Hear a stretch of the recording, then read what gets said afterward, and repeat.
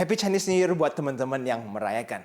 Oke, jadi bursa itu boleh saja libur panjang ya. Tapi teman-teman semua jangan lupa untuk terus mendalami ilmu analisa supaya teman-teman itu semakin profitable di dalam bursa. Jadi di video hari ini saya akan membahas beberapa poin yang tips penting supaya teman-teman itu tahu harus berbuat apa supaya bisa improve ya performance-nya. Hal yang pertama adalah belajar when to exit. Kebanyakan retail itu terlalu fokus ya untuk belajar when to buy. Sering ya kita dengar, kok mana sih saham yang bagus? Atau kok kapan nih beli? Harga A sudah bagus belum? Di bawah 900 itu sudah boleh beli belum? Sehingga fokusnya itu hanya kapan untuk dibeli. Dan kebanyakan retail di IHSG ya tentunya, itu mereka tahu ya kapan untuk beli. Tapi setelah itu mereka bingung harus berbuat apa. Apakah dijual setelah naik 3%, atau 5%, atau bahkan 10%. Atau bahkan biasa investor yang lebih greedy, mereka harus sampai 100% baru mau dijual. Akhirnya dari yang floating 100 kembali menjadi 0% baru mereka exit. Kan nggak untung ya cuma melihat floating profit. Hal ini itu jarang dibahas dan dipelajari, bahkan jarang didalami oleh para retail yang ada di IHSG. Sehingga teman-teman mulailah ya yang para pemula fokus juga untuk mempelajari when to exit. Jika teman-teman adalah seorang trader, itu harus pastikan kapan teman-teman harus exit. Apakah pada saat ketemu resistance pertama exit, atau ketemu resistance kedua, atau selanjutnya. Atau teman-teman menggunakan hanya pure money management.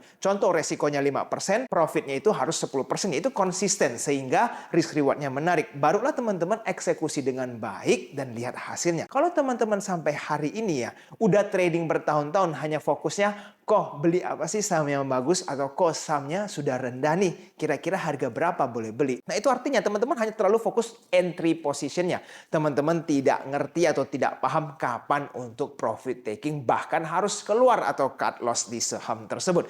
Jadi teman-teman di video ini saya ingin mengingatkan ya, mulailah mempelajari when to exit karena itu sangat penting dan itu bisa meningkatkan performance teman-teman di dalam IHSG. Oke, kita lanjut untuk poin yang kedua. Teman-teman itu harus mengerti bedanya investing dan juga trading. Banyak nih ya retail itu ya pada saat masuk ke IHSG, apa panutannya? Warren Buffett kalau internasional ya. Atau teman-teman mendengarkan LKH karena begitu inspiratif ya, uangnya naik beribu-ribu %. Tapi teman-teman harus tahu bahwa mereka itu investor. Contoh Warren Buffett itu bukan cuma pure seorang investor ya, dia itu ada perusahaan lain, insurance. Lalu ya dari profit tersebut dia bisa menambah amunisinya dalam saham. Begitu juga dengan LKH. LKH itu seorang investor yang jangka panjang, itu hold sebuah saham bisa 5 tahun, 10 tahun, bahkan belasan tahun. Itu kan panutan teman-teman yang menjadi seorang investor. Tapi nih pada saat masuk ke dalam bursa ya, mindsetnya itu investor. Tiba-tiba dengarlah sekuritas bilang, wah muncul daily watchlist ya, beli karena sudah mencapai di support atau buy on weakness di harga tertentu. Dikasih batas stop loss dan juga dikasih batas profit taking.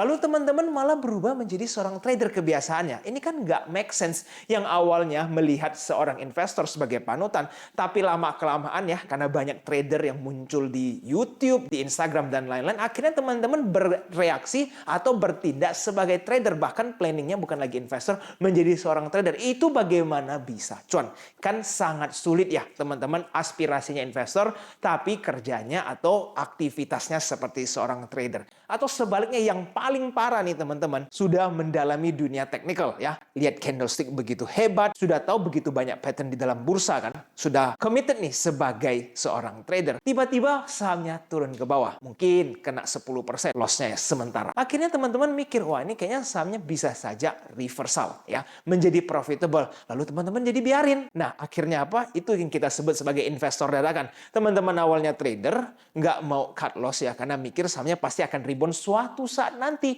Akhirnya teman-teman biarlah sahamnya itu terus turun-turun ya sampai ada yang mencapai 50. Nah, hal seperti ini juga tidak konsisten ya. Teman-teman sudah mempelajari candlestick, yaitu pure seorang technical atau trader, mendadak jadi seorang investor yang harusnya mempelajari laporan keuangan, melihat valuasi, price earning, price to book value, dan seterusnya. Sekarang teman-teman hanya lihat candle tiba-tiba menjadi seorang investor, dan itu sangat berbahaya. Gimana teman-teman bisa menjaga resiko kalau teman-teman bergerak tidak sesuai yang apa teman-teman inginkan? Jadi harus bedakan dulu ya, yang mana trader dan yang mana investor, dan patuhilah trading plan teman-teman atau investing plan teman-teman masing-masing.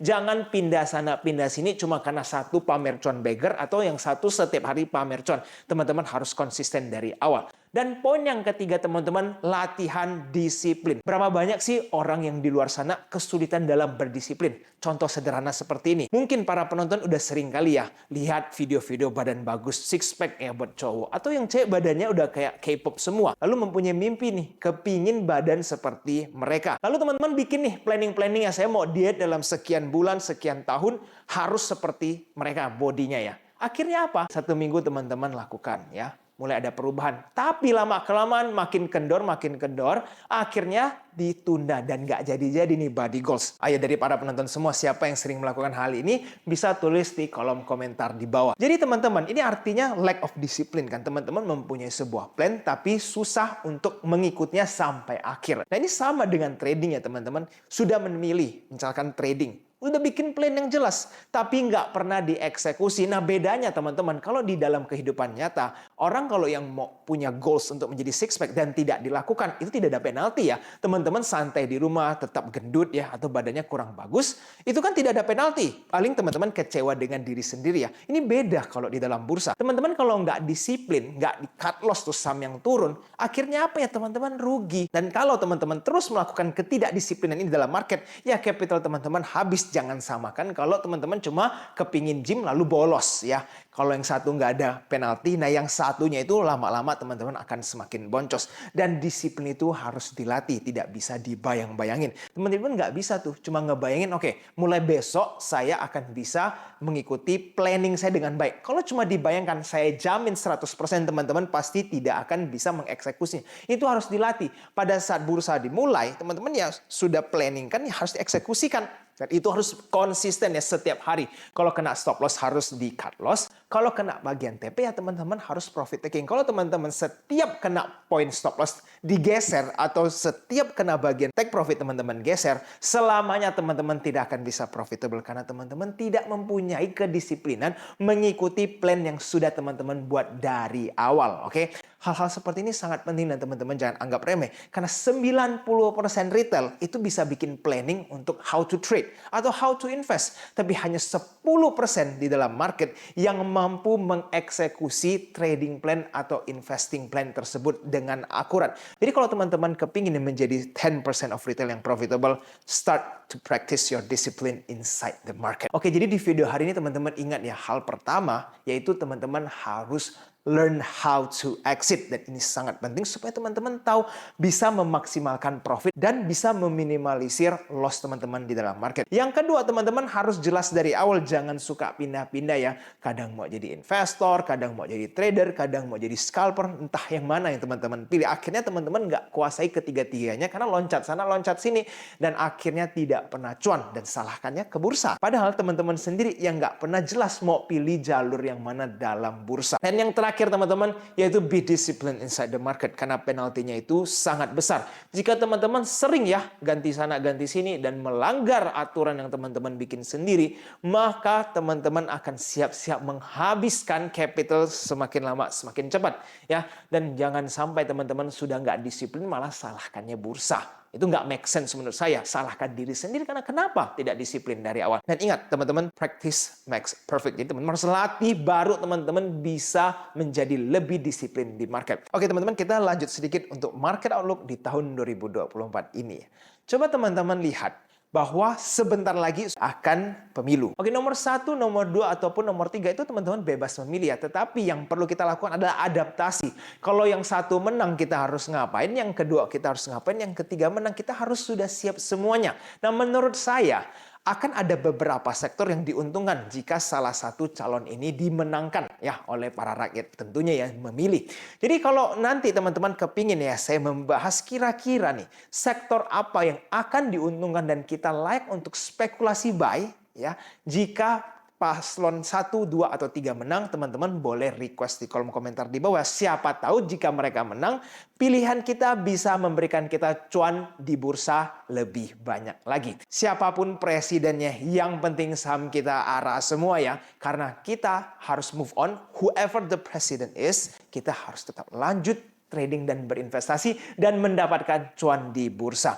Dan saya percaya setiap setelah pemilu, bursa itu akan kembali bergairah ya. Dan kita harus bisa ride this wave supaya teman-teman bisa semua mendapatkan cuan. Dan teman-teman, sebagai penutup di video hari ini, saya ingin memberi pengumuman bahwa di ulang tahun anniversary AG Invest dan juga Chinese New Year ini, saya akan membuka pendaftaran bagi teman-teman yang ingin bergabung dengan komunitas AG Invest. Untuk kali ini akan saya berikan diskon yang cukup besar ya. Buat teman-teman yang ingin bergabung, bisa hubungi kami di Telegram ya, @AGInvestAdmin, untuk menanyakan bagaimana cara bergabung di komunitas AG Invest. Sekali lagi, hubungi admin di Telegram @AGInvestAdmin.